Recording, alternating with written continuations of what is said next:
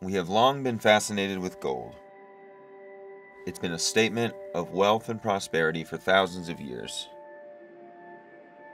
We seem more than ever to be driven by curb appeal and statements of excess.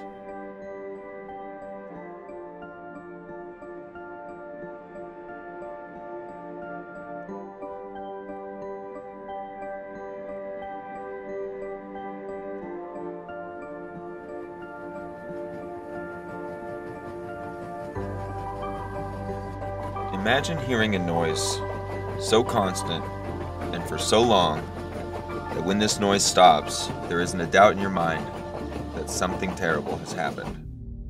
I do kind of remember when the rumbling all the time, and at one time it stopped, and Mom said, "Oh, they must have had an accident in one of the mines because they're stopping, so all the miners can rush to that mine to help." Nevada County boomed during the gold rush in the mid-1800s. Today, the hillsides are still scarred from the destruction that took place, and our waterways still carry toxins created from the gold extraction process. When I came to Nevada City, I literally had a what the hell happened here moment. I could see tailings piles, I could see open access or mine shafts, and a friend from the State Water Board showed me that I could suck elemental mercury up from the creek that runs through the property that we were purchasing. The state of California has more than 47,000 abandoned mines. Idaho Maryland Mine was ranked as the #1 top priority abandoned mine by the EPA because of its proximity to our communities and because of the known contamination at the site and the known physical hazards at the site. A Canadian company called Risegrass Valley is proposing to reopen Idaho Maryland Mine right outside the city limits.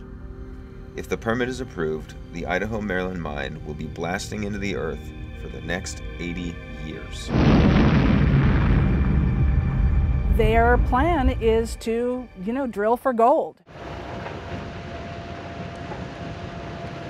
There's actually 2 sites. They're talking about a large site called the Brunswick site, which is not far from our neighborhood behind us. They also have another site, Centennial site, which is nearer to the downtown Grass Valley area. And the mine that's being proposed is a hard rock mine where they would extract gold out from under the earth, and that involves dewatering the current mine workings. It means creating more mine workings, and it means discharging that water to nearby streams and rivers.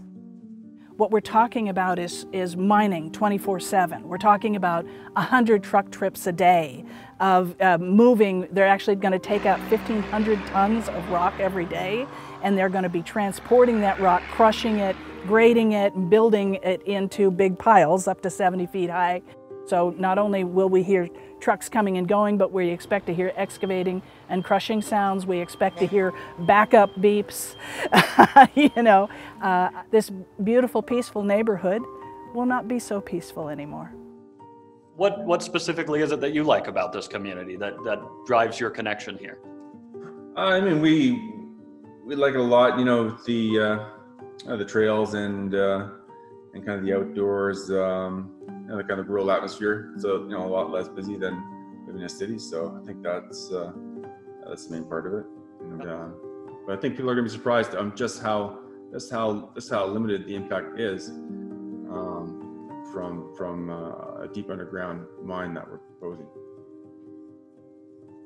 Yeah, I'm just saying that they're not going to want the ground or want to pump the water out of the mine because the ground settles and it's going to start earthquakes again up here. We used to have them all the time. California is a well-known seismic region, and destabilizing the ground could have terrifying effects. Shake you off the couch.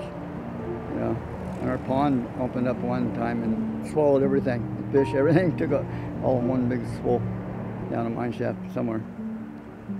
Yeah. If you go down into my ravine, you will in fact see some sinkholes that we can only presume came from prior mining activities. I'm concerned that they don't have a good track record already right here in town, and to take on a big project like that, maybe beyond them, I don't know. Nevada County has a simple 100-foot setback requirement that everybody's supposed to comply with. Measure 100 feet from the creek and don't disturb it, but they forgot. And in addition to that, they had cut down a bunch of trees, and they forgot to get a timber harvest plan for the trees, which anybody who does any timber harvest, you're supposed to get it. I guess the first thing is that all the land is privately owned, so the resources belong to Rise Gold. It's not just the two properties that they own, but a massive amount of space beyond those properties where they own the mineral rights as well. And that includes the very ground that I'm standing on right now. This permit includes mineral rights covering a 2,700-acre span running underneath and far beyond the city of Grass Valley. The mine could be blasted under 900 locally owned parcels of land.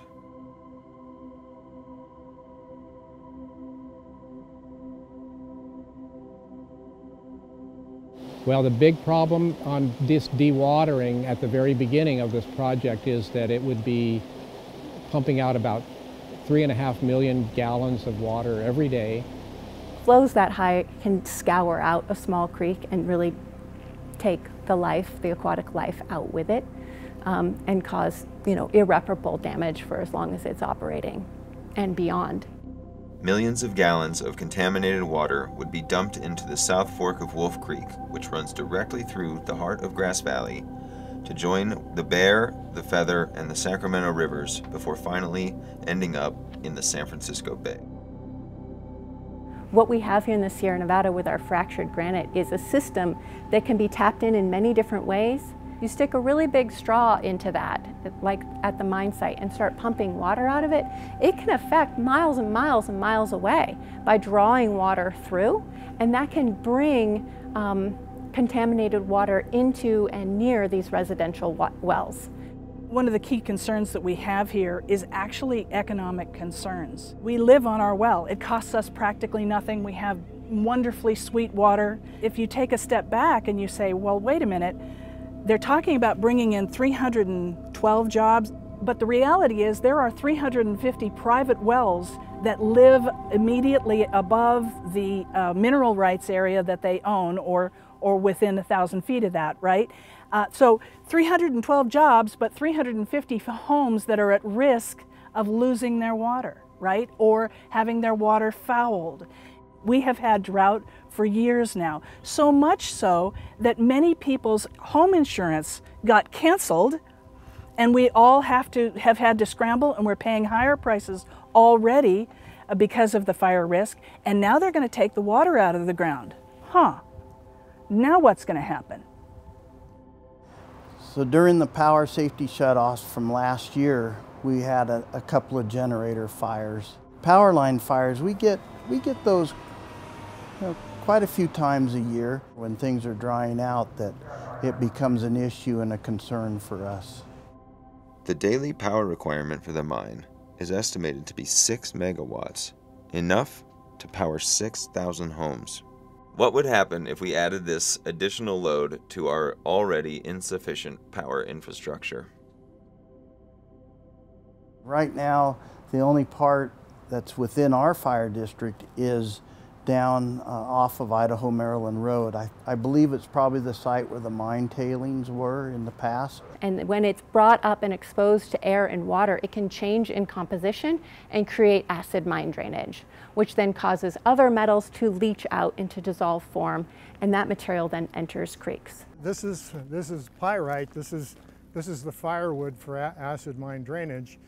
This stuff's over 100 million years old, and it looks as fresh as a daisy. Doesn't cause any problems unless you grind it up. There'll be crushing rock. It'll be basically a rock crushing business. Their plan is to dump this waste rock alongside Wolf Creek, right on the border of town. We have mercury that will come out and come into the creek. So it's estimated that 26 million pounds of mercury was actually brought over to the Sierra Nevada and used in both hard rock and hydraulic mining. You had free gold, and so they crush up the rock and run the crushed rock, which is mine tailings, over a table, and there was mercury on the table, and the gold would stick to the mercury, and then they could scrape the mercury off, and they would have this compound of gold and mercury. only they lost about 30% of the mercury while they were doing that. When you go panning and stuff, you pull out more mercury than you do gold. So not only could it be bringing new mercury or new contaminants into Wolf Creek, it will also likely stir up contaminants that are already in Wolf Creek, further exposing mercury to environments where it can methylate. When mercury methylates is when it enters the food chain and becomes a public health hazard. So there's plenty of mercury there to kill you if you were to boil it off. Will this community choose gold and make the same mistakes from the past? If we're going to have a future for our grandchildren, we need to understand what those impacts are, and we need to be actively, intentionally fixing them so that this area has the most resiliency it can to weather the storms ahead of climate change, of increased population density and growth. You know, I hope everybody stays involved and you know, on any kind of project, whether it's the Idaho-Maryland mine or some other project going on within your community. Let your elected officials know how you feel. I know we all listen. Stopping the Idaho-Maryland mine is critical to maintaining the quality of life in Nevada County, but it's just the first step in a long journey. We need to think beyond our own backyards and take a deeper look at our obsession with gold and the consequences of mining. It is time to rise beyond gold. One day we will cherish this soil, valued more than gold. It's valued more than gold. One day our hands will raise for the way we walk and how we own it. And I am singing for this vision, singing for this vision.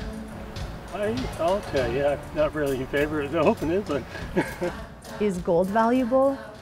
Is power valuable? Or is air valuable? Is water valuable? What do we really value? Sure, panning for gold out of the river is fun. Digging up the planet underneath people's houses? I mean, is this a joke? No, that should not be done. I think you should leave Mother Nature alone. You don't have to disturb it. It's been dug up before. Possibly leave it as it be. So no, I don't think they're going to want it. They're going to want to leave the water in it, keep it stabilized. I love Grass Valley, and I just don't want to see it go there. We'll never be moved from here. Our lives will